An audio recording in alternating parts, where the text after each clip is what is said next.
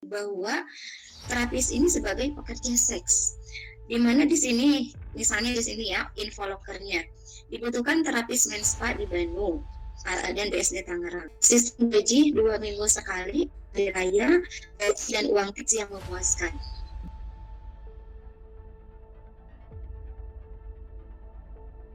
Ini hampir sekitar 2.000 orang yang menjadi pelaku prostitut.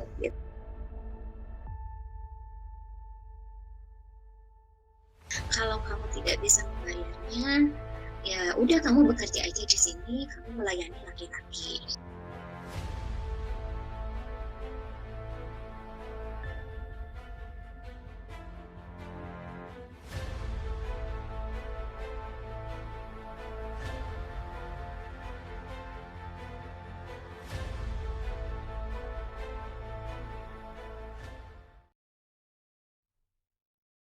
Assalamualaikum warahmatullahi wabarakatuh.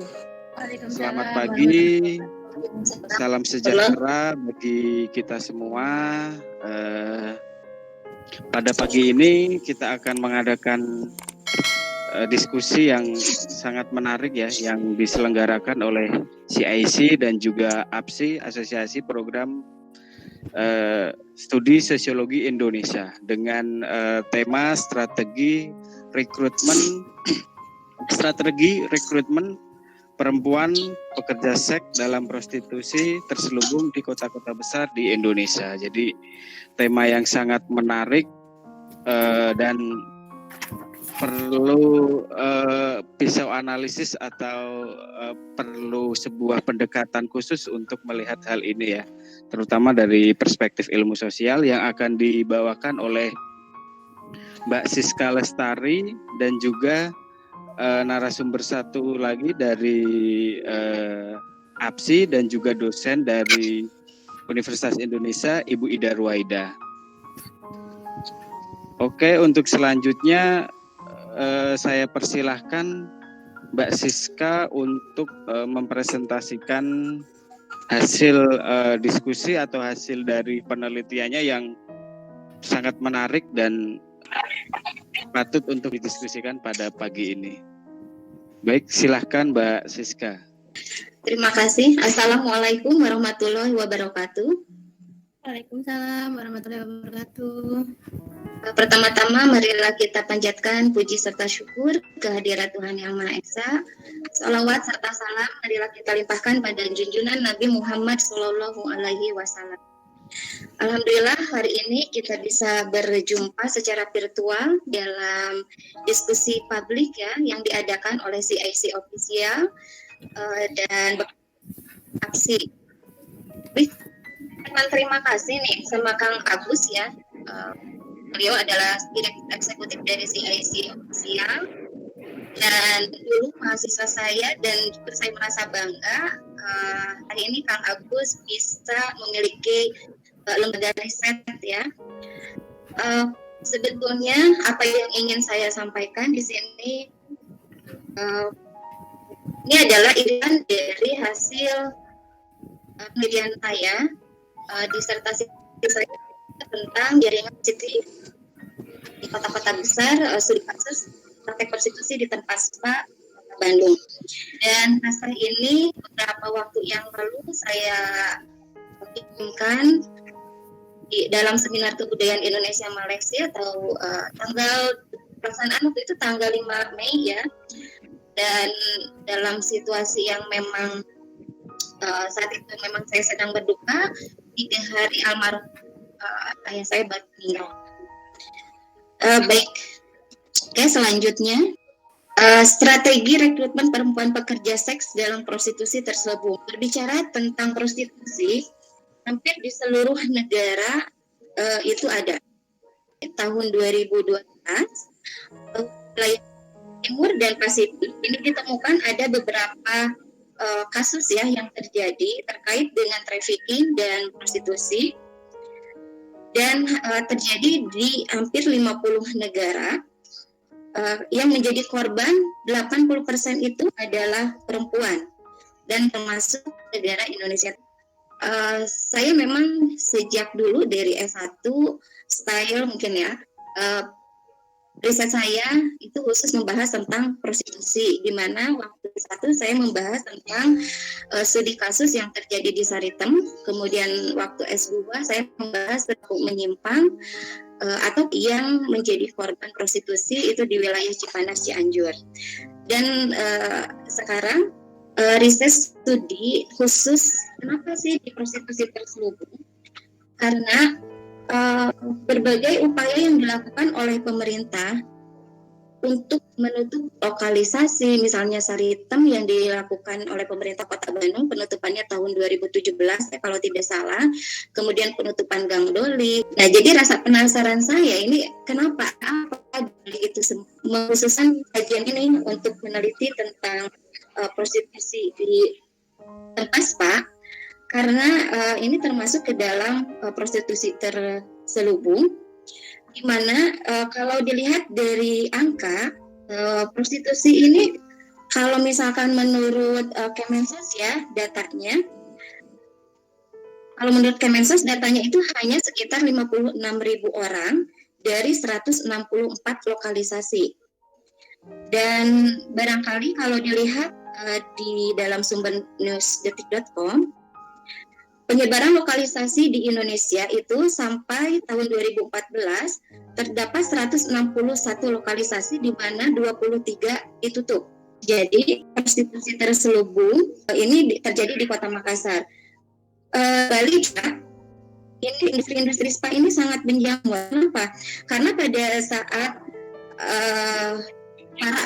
para perempuan, para pekerja yang mau dikirimkan ke luar negeri itu mereka istilahnya diberikan magang dulu, ini di daerah Bali ya, di wilayah spa, di tempat spa. Mereka dipekerjakan di sana supaya apa? Supaya mereka pada saat mereka diberangkatkan ke luar negeri, mereka sudah terbiasa dengan kehidupan seperti itu. Nah, hal ini memang kalau misalkan dilihat dari data dari Kemensos itu hanya 56.000 orang. Itu sangat menafikan sekali fakta yang terjadi di lapangan. Kenapa? Karena tidak semua pelaku prostitusi itu terdata oleh pemerintah. Nah, khususnya lagi dalam prostitusi terselubung, misalnya yang terjadi di hotel, di kafe, di kos-kosan gitu ya, ataupun misalkan prostitusi online yang tidak mudah angkanya terdeteksi oleh pemerintah. Nah, makanya saya memfokuskan sih apa yang dilakukan pelaku prostitusi ini. Kenapa kalau secara angka tadi kelihatan kecil, padahal fakta di lapangan ini prostitusi semakin meningkat gitu. Oke, selanjutnya saya memfokuskan riset ini di Kota Bandung. Yang saya temukan khususnya Bandung, dari angkanya kalau teman-teman bisa lihat bahwa dari tahun 2017 sampai tahun 2019 tabelnya itu semakin meningkat angkanya. Bisa dilihat, kalau misalkan tahun 2017 presentasi prostitusi itu hanya sekitar 700. Ini khusus di Kota Bandung ya. Kemudian tahun 2018 datanya menunjukkan sekitar 1.500 orang. Kemudian tahun 2019, nah bisa dilihat ini angkanya cukup signifikan. Ini hampir sekitar 2.000 orang yang menjadi pelaku prostitut gitu. Oke. Barangkali perlu diklarifikasi dari awal. Yang saya temukan dalam riset ini ada beberapa istilah yang berbeda antara lokalisasi kemudian dengan di prostitusi terselubung khusus Pak, di mana pada umumnya mereka tidak mau disebut dengan adanya praktek prostitusi, itu yang pertama. Kemudian yang selanjutnya di sini juga harus dibedakan barangkali ya penyebutannya, dan saya juga memang harus sangat hati-hati. Kenapa? Karena tempat praktek spa ini itu berbagai macam. Ada yang spa memang pure untuk khusus kesehatan, kemudian ada spa relaksasi untuk keluarga, dan selanjutnya lagi ada spa khusus untuk laki-laki. Nah, yang saya bahas di sini adalah spa khusus laki-laki, di mana sebagai konsumennya itu khusus laki-laki, tidak ada perempuan, kemudian tidak ada anak-anak, tetapi laki-laki yang sudah dewasa. Dan spa khusus laki-laki ini, siapa yang sebagai terapisnya, pemijatnya. Nah, di tempat spa ini itu adalah khusus yang pemijatnya itu adalah perempuan. Banyak sekali perempuan yang usia sangat muda itu menjadi pelaku prostitut gitu. Nah, jadi saya luruskan dulu, riset saya spa khusus laki-laki, di mana sebagai konsumennya adalah memang laki-laki yang sudah dewasa. Nah, saya hanya menceritakan beberapa kasus saja. Barangkali di sini saya hanya menampilkan 2 kasus. Ya. Saya menampilkan 2 kasus saja. Kali di sini ya. Sampai sekarang memang saya kenal dekat dengan para terapis ini, karena dalam penelitian kualitatif itu saya sebut unik ya, apalagi meneliti tentang prostitusi. Jadi kita harus memang melakukan pendekatan terhadap mereka, bagaimana kita merasakan kehidupan mereka, kemudian bagaimana kita bisa mendengarkan keluh kesah mereka gitu. Kasus dari Bunga ini, Bunga, katakanlah Bunga namanya, dia adalah seorang gadis yang tinggal di salah satu sudut kota pada saat ini dalam kondisi mencoba untuk mencari kehidupan yang baru, dan dia bekerja dalam salah satu perusahaan lagi, bukan di tempat spa.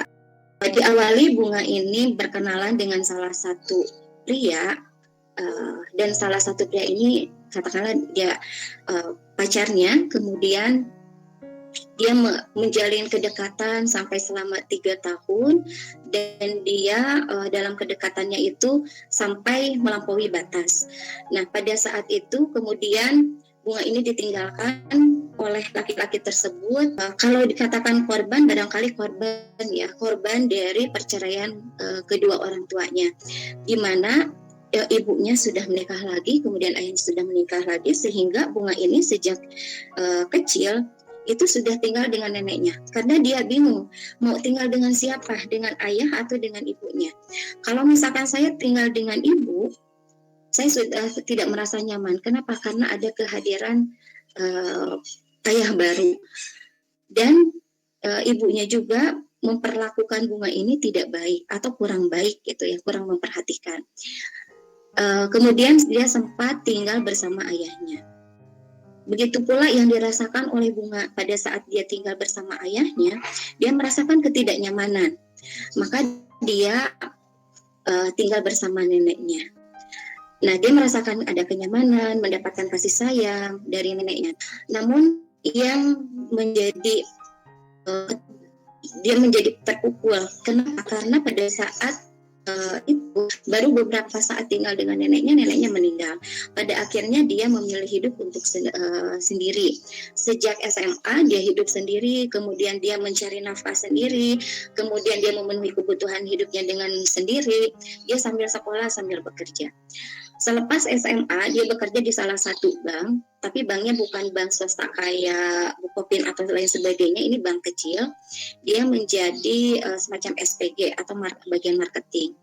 Tapi dia merasakan bahwa pada saat itu tidak bisa penghasilannya tidak bisa memenuhi kebutuhan kehidupannya. Kenapa? Karena dia harus membayar kosan, kemudian dia juga harus membeli makan. Dan pada saat yang bersamaan dia bertemu dengan salah satu temannya, di mana temannya ini memiliki kedekatan dengan salah satu pemilik spa khusus laki-laki tadi. Dan dari temannya ini diberikanlah coba lewat media sosial nih cari tahu tentang spa dan lain sebagainya. Dan akhirnya dengan beberapa pertimbangan bunga ini memilih dan kemudian bekerja sebagai terapis gitu. Dan selanjutnya barangkali kisah hidup Sekar. Nah, Sekar ini adalah salah satu gadis yang berasal dari luar daerah Kota Bandung, yaitu Indramayu. Sekar ini sejak SMA, dia selepas SMA ya putus sekolah, kemudian dia menikah karena dia memiliki anak di luar pernikahan. Kemudian setelah beberapa lama dia menikah, dia cerai. Kenapa? Karena sudah tidak cocok lagi dengan suaminya. Nah, pada saat yang bersamaan, Sekar ini membutuhkan biaya untuk menafkahi anaknya, kemudian untuk menafkahi juga keluarganya. Lalu Sekar merantaulah pergi ke Kota Bandung dengan harapan dia mendapatkan pekerjaan yang layak. Dan kenapa dia pergi ke Kota Bandung? Karena dia juga diajak oleh salah satu agent yang memiliki kedekatan dengan owner di salah satu tempat spa. Nah, sebelum dia bekerja di tempat spa, dia diajak dulu dan saat itu karena dia masih kecil, Bu, aku tidak tahu loh. Jadi pada saat di Kota Bandung, pada saat saya wawancara dengan Sekar ini, pada saat itu, Bu, aku tidak tahu karena aku masih kecil. Aku dibawa salah satu tempat, di tempat itu sangat ramai, Bun. Kemudian di tempat itu, kenapa aku lihat ada banyak bapak-bapak. Tapi pada saat itu kata ibu yang ada di sana, ibu kosnya, udah kamu tinggal di sini aja, nanti kamu makan di sini, kemudian tinggal di sini. Nah, selama dia tinggal di sana, selalu bawa ke salon, karena dan alasnya itu untuk mempercantik diri gitu. Nah, setelah beberapa tinggal di wilayah itu, lalu ibu kos yang tadi menyodorkan beberapa catatan keuangan. Sekar, ini loh sudah beberapa catatan yang ada di ibu, kamu harus membayarnya. Kalau kamu tidak bisa membayarnya, ya udah kamu bekerja aja di sini, kamu melayani laki-laki. Nah, apa yang mau dikata? Pada saat yang bersamaan dia disodori, ditagih hutang, dan pada saat itu tidak punya pilihan lain, dia bekerja di Saritem. Dia bekerja sebagai PSK, dan pada saat itu dia ditawari oleh salah satu temannya untuk bekerja di tempat spa. Kenapa? Karena di tempat spa itu lebih enak gitu ya. Itu yang dikatakan oleh agent. Di tempat spa itu lebih enak, kemudian jobnya lebih banyak, kemudian pendapatan juga lebih banyak gitu. Nah, dari situ Sekar ini ke tempat spa bekerjanya. Dan para artis ini mereka tidak mau dikatakan bahwa mereka itu adalah pekerja seks gitu. Jadi, Bun, aku ini bukan pekerja seks loh, aku ini adalah terapis. Hanya pada saat ini bersamaan apabila dari konsumen meminta ada pelayanan yang lebih, ya aku harus gimana lagi, Bun? Dan ini udah menjadi kewajiban aku sebagai terapis gitu. Tapi aku ini bukan PSK gitu. Ada juga di tempat spa yang lain mereka melakukan pijatan untuk relaksasi kesehatan. Tetapi pada kenyataan di tempat spa khusus laki-laki, kalau dilihat dari ruangannya itu seperti hotel, mereka memang melakukan pijatan yang untuk selain untuk kesehatan, untuk meningkatkan libido seksual gitu. Dan ini sudah dipakai oleh pihak perusahaan. Jadi di perusahaan ini, jadi ada dua sistem. Kemudian ada sistem lepas ya. Kalau sistem paket ini misalnya gitu, kamu bayar sekitar misalnya 1.250 atau 1,5 juta, itu udah include kamar, kemudian udah include pijatan, dan termasuk juga pelayanan standar gitu. Nah, saya pikir yang masuk ke dalam tempat spa ini adalah dalam oknum. Kenapa di tempat prostitusi terselubung ini, khususnya di tempat spa, itu makin banyak. Nah, karena strategi yang dilakukan oleh para agen, jadi si agen ini dia diberikan tugas oleh owner. Owner itu adalah pimpinan dari perusahaan spa yang mereka mengatakannya adalah perusahaan, bukan tempat spa, perusahaan spa. Dan owner ini memberikan tugas kepada agen. Agen inilah yang melakukan rekrutmen para perempuan untuk mau menjadi terapis. Dan barangkali nanti bisa dilihat oleh teman-teman bagaimana iklan yang ditampilkan dalam media sosial tersebut gitu. Media sosial apa saja sih yang digunakan dalam proses rekrutmen ini? Kalau menurut informasi sendiri itu ada yang menggunakan OLS, kemudian ada yang menggunakan chatting apps, kemudian ada yang menggunakan Facebook, Instagram. Kemudian kalau saya lihat, karena saya berteman gitu dalam WA ya dengan salah satu agennya, saya melihat setiap hari dalam WA-nya itu ada iklan. Gitu. Dan kalau misalkan dilihat di media sosial, ini bisa dilihat bahwa iklannya ini memang tidak memperlihatkan bahwa terapis ini sebagai pekerja seks. Di mana di sini, misalnya di sini ya, infolokernya dibutuhkan terapis men spa di Bandung dan BSD Tangerang. Sistem gaji 2 minggu sekali, hari raya, gaji dan uang tips yang memuaskan. Dan tas ini ada kasbon untuk karyawan. Nah, hal ini barangkali yang memicu atau mendorong perempuan memilih bekerja menjadi terapis, gitu. Dan syaratnya di sini yaitu khusus yang memiliki KTP, karena dari pihak perusahaan sendiri memberikan informasi mereka tidak mau terkena undang-undang trafficking, kemudian mereka tidak mau undang-undang terkena memperkerjakan anak gitu ya. Makanya kenapa di sini ada persyaratan memiliki KTP dan usia minimal 18 tahun gitu. Dan tentu saja di sini ada persyaratan yang secara fisik ya, tidak gemuk, kemudian good looking dan lain sebagainya. Dan di sini harus memiliki komitmen atau yang serius kerja gitu. Dari iklan yang ditampilkan tadi, nah apabila misalnya ada yang mau, jadi pada saat seorang terapis tadi ya menghubungi agen ini langsung memberikan atau memberitahu bagaimana SOP yang ada di tempat spa ini. Jadi menurut informasi dari agennya bahwa kita itu tidak ada yang ditutup-tutupi.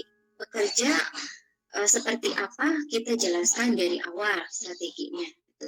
Nah, menurut informasi dari agen, dari beberapa sistem rekrutmen, sebetulnya itu ada rekrutmen langsung, di mana kecenderungan adanya perempuan yang mau bekerja sebagai terapis, misalnya agen ini bermain ke tempat klub malam, atau misalkan agen ini bermain ke tempat-tempat sudut kota, di tempat wisata, atau tempat umum. Kemudian menurut agen perempuan yang bisa diajak atau untuk menjadi terapis.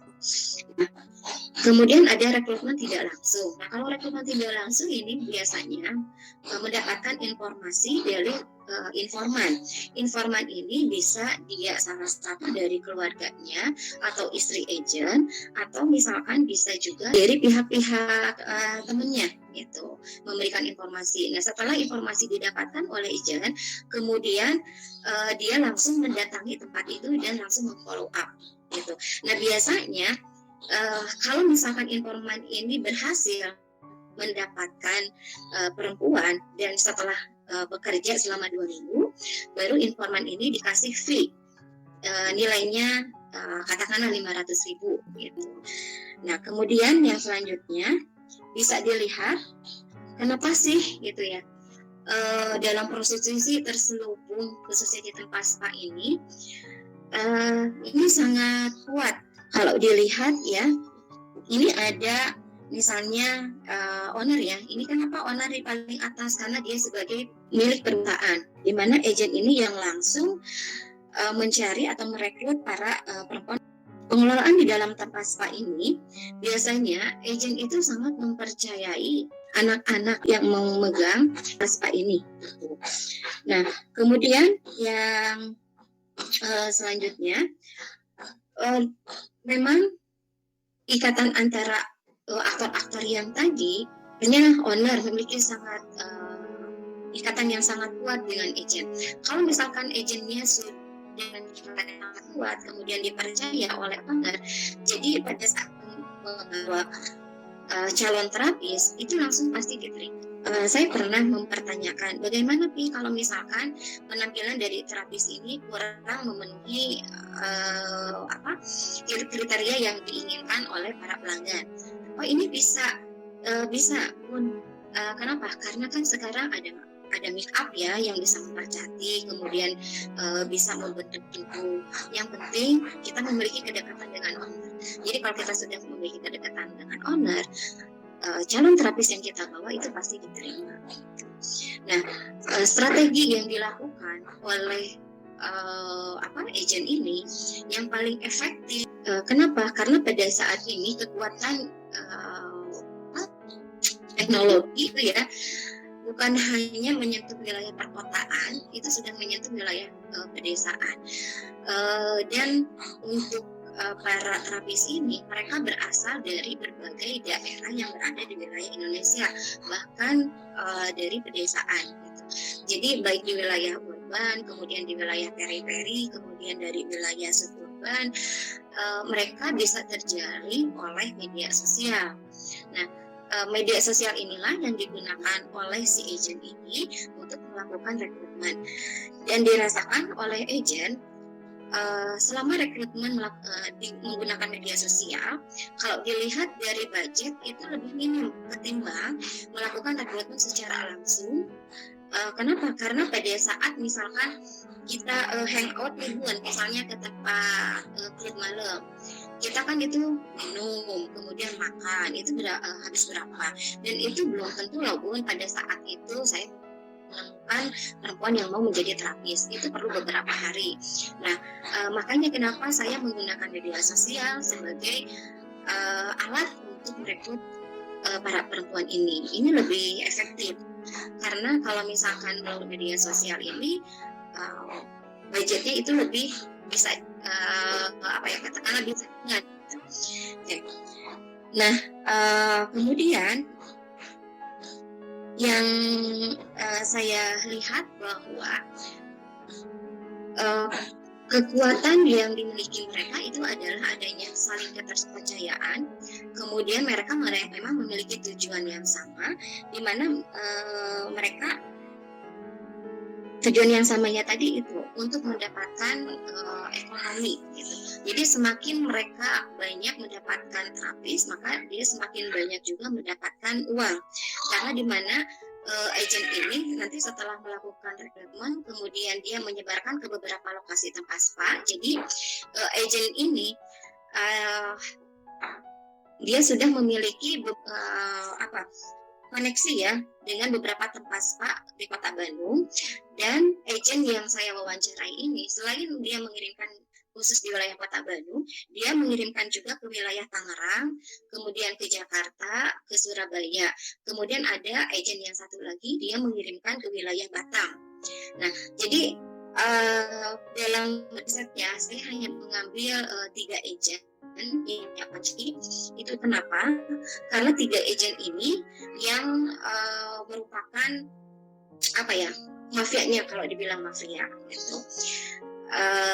Dia sudah memiliki beberapa link gitu ya, atau jejaring tempat spa, baik itu di Kota Bandung, Tangerang, Jakarta, Surabaya, ataupun Batam gitu, atau Palembang. Jadi dia kalau misalkan dapat nih, misalnya ada perempuan yang ingin menjadi terapis, dia tinggal menyalurkan. Kalau misalkan ada di Kota Bandung, kemudian menyalurkan juga ke Tangerang. Proses rekrutmen ini dilakukan setiap hari, tidak ada batasan. Kenapa? Karena menurut papi gitu ya, belum tentu tiap hari dapat, dan biasanya dari pihak owner dia menginginkan minimal 1 minggu sekali itu ada anak yang baru untuk dipromosikan. Itu saja barangkali Mas Eko yang ingin saya sampaikan terkait dengan strategi rekrutmen. Jadi di mana rekrutmen yang dilakukan oleh para agent ini lebih efektif menggunakan media sosial. Jadi barangkali itu Mas Eko yang ingin saya sampaikan. Terima kasih. Terima kasih Mbak Siska, sebuah pemaparan yang sangat menarik dan sangat mendetail gitu. Jadi hal ini akan sulit diungkap apabila kita tidak memiliki kepekaan atau analisis sosial yang bagus.